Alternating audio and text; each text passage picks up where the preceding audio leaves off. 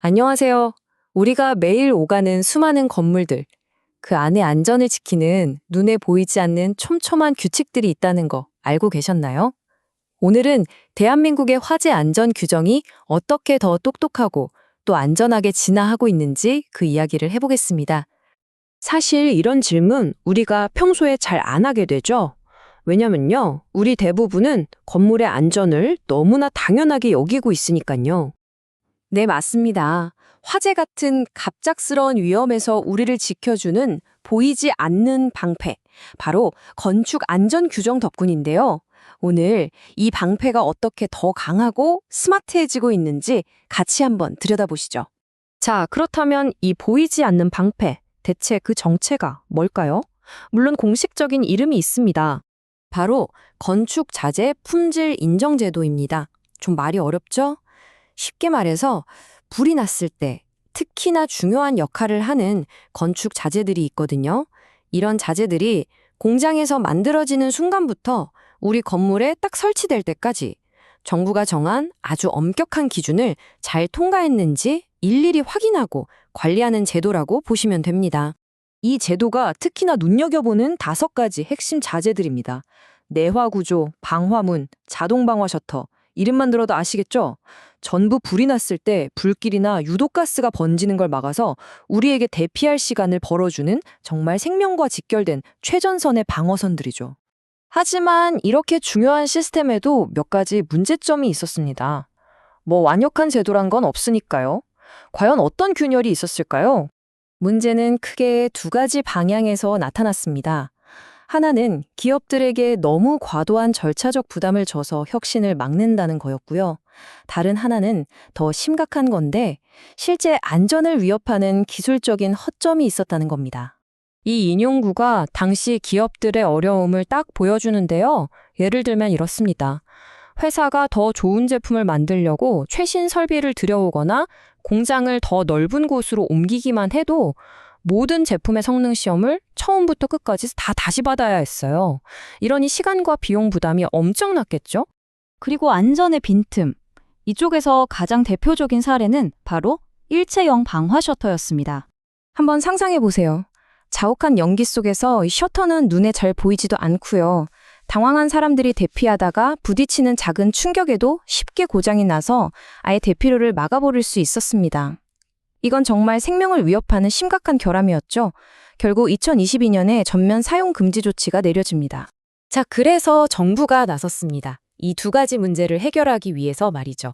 먼저 기업의 부담을 덜어주는 더 스마트해진 규칙부터 한번 살펴보겠습니다. 예전엔 이랬습니다. 회사가 더 좋은 환경을 만들려고 공장을 옮기거나 최신 설비를 도입하려고 해도 모든 제품을 처음부터 다시 테스트해야 한다는 이 커다란 장벽에 딱 부딪혔던 거죠. 이건 사실상 혁신을 가로막는 규제나 다름없었어요. 이제는 확 달라졌습니다. 공장을 옮기거나 더 좋은 설비로 바꿀 때 그 복잡했던 재시험 대신에 간단한 서류 검토와 현장 확인만으로 절차가 간소화됐습니다. 근데 여기서 진짜 중요한 포인트가 있어요. 단순히 기업 부담만 덜어준 게 아니라는 겁니다. 부담이 줄어드니까 기업들은 그 여력으로 더 좋은 시설에 투자하게 되고요. 그 결과 더 안전한 제품이 만들어지는 선순환이 시작된 거죠. 규제 완화가 오히려 안전 강화로 이어진 아주 좋은 사례입니다.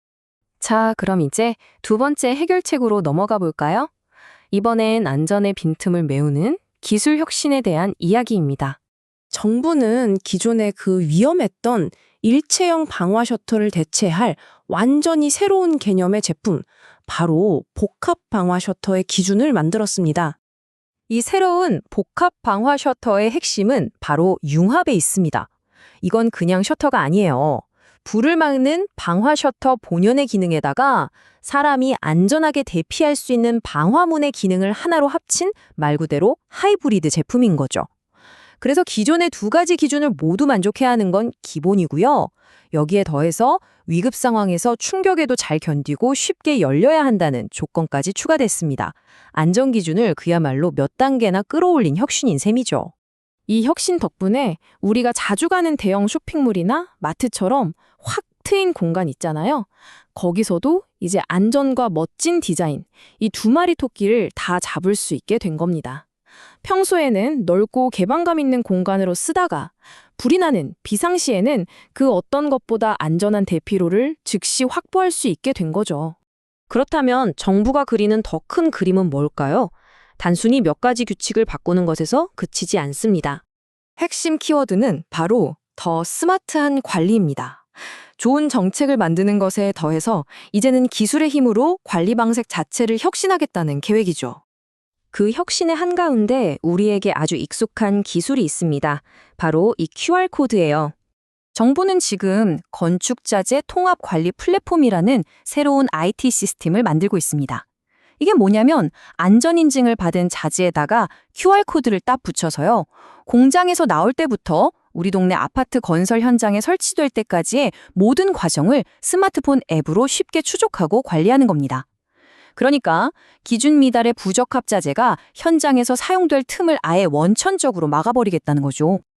이게 그냥 막연한 계획이 아니고요. 이미 구체적인 시간표에 따라서 착착 진행되고 있습니다.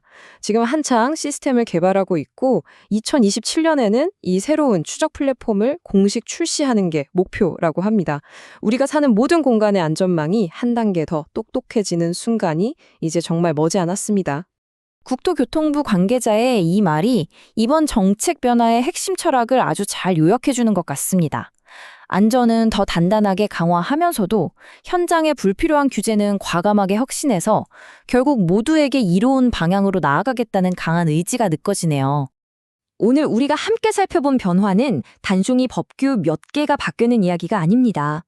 기업의 부담을 덜어주는 스마트한 규제에서부터 QR코드를 활용한 디지털 관리 시스템까지 결국 기술과 사회가 빠르게 변하는 만큼 우리의 안전 시스템도 거기에 발맞춰서 끊임없이 진화해야 한다는 걸 보여주는 거죠. 여러분은 어떻게 생각하시나요?